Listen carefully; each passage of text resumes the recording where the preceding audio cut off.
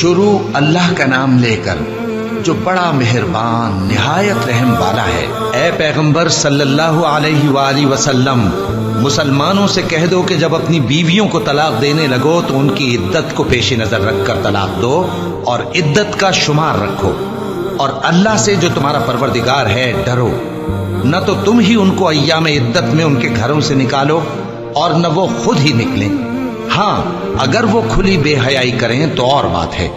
اور یہ اللہ کی حدیں ہیں، اور جو اللہ کی حدوں سے تجاوز کرے گا وہ اپنے آپ پر ظلم کرے گا۔ اے طلاق دینے والے، تجھے کیا معلوم شاید اللہ اس کے بعد رجعت کی کوئی سبیل پیدا کر دے۔ پھر جب وہ اپنی میعاد یعنی عدت ختم ہونے کے قریب پہنچ جائیں تو یا تو ان کو اچھی طرح سے زوجیت میں رہنے دو یا اچھی طرح سے علیحدہ کر دو، اور اپنے میں سے 2 منصف مردوں کو گواہ کر لو، اور اے گواہو اللہ کے لیے درست گواہی دینا۔ ان باتوں سے اس شخص کو نصیحت کی جاتی ہے جو اللہ پر اور روز آخرت پر ایمان رکھتا ہے، اور جو کوئی اللہ سے ڈرے گا وہ اس کے لیے رنج و غم سے نجات کی صورت پیدا کر دے گا، اور اس کو ایسی جگہ سے رزق دے گا جہاں سے اس کو وہم گمان بھی نہ ہو، اور جو اللہ پر بھروسہ رکھے گا تو وہ اس کے لیے کافی ہوگا۔ اللہ اپنے کام کو جو وہ کرنا چاہتا ہے پورا کر دیتا ہے۔ اللہ نے ہر چیز کا اندازہ مقرر کر رکھا ہے۔ اور تمہاری طلاق والی بیویاں جو حیض سے نا امید ہو چکی ہوں، اگر تم کو ان کی عدت کے بارے میں شبہ ہو تو ان کی عدت 3 مہینے ہے، اور جن کو ابھی حیض نہیں آنے لگا ان کی عدت بھی یہی ہے۔ اور حمل والی عورتوں کی عدت وضع حمل یعنی بچہ جننے تک ہے، اور جو اللہ سے ڈرے گا اللہ اس کے کام میں سہولت پیدا کر دے گا۔ یہ اللہ کا حکم ہے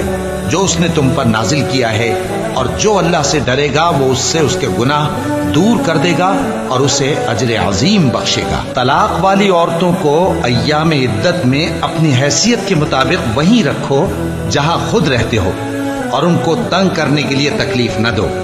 اور اگر وہ حمل سے ہوں تو بچہ پیدا ہونے تک ان کا خرچ دیتے رہو، پھر اگر وہ بچے کو تمہارے کہنے سے دودھ پلائیں تو ان کو ان کی اجرت دے دو، اور بچے کے بارے میں پسندیدہ طریق سے موافقت رکھو، اور اگر باہم ضد اور نا اتفاقی کرو گے تو بچے کو اس کے باپ کے کہنے سے کوئی اور عورت دودھ پلائے گی۔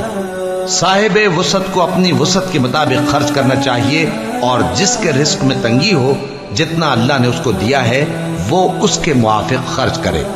اللہ کسی کو زیر بار نہیں کرتا مگر اسی کے لحاظ سے جتنا اس کو دیا ہے، اور اللہ ان قریب تنگی کے بعد آسانی کر دے گا۔ اور بہت سی بستیوں کے رہنے والوں نے اپنے پروردگار اور اس کے پیغمبروں کے احکام سے سرکشی کی تو ہم نے ان کو سخت حساب میں پکڑ لیا، اور ان پر ایسا عذاب نازل کیا جو نہ دیکھا تھا نہ سنا، سو انہوں نے اپنے کاموں کی سزا کا مزہ چکھ لیا،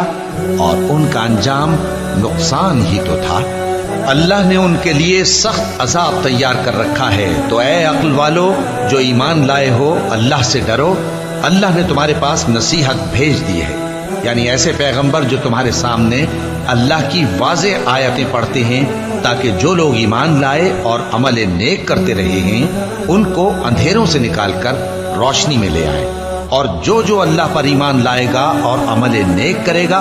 وہ ان کو جنتوں میں داخل کرے گا جن کے نیچے نہریں بہ رہی ہیں،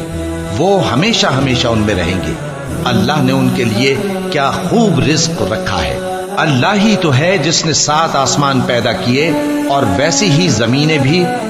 ان میں اللہ کا حکم اترتا رہتا ہے تاکہ تم لوگ جان لو کہ اللہ ہر چیز پر قادر ہے، اور یہ کہ اللہ اپنے علم سے ہر چیز کا احاطہ کیے ہوئے ہے۔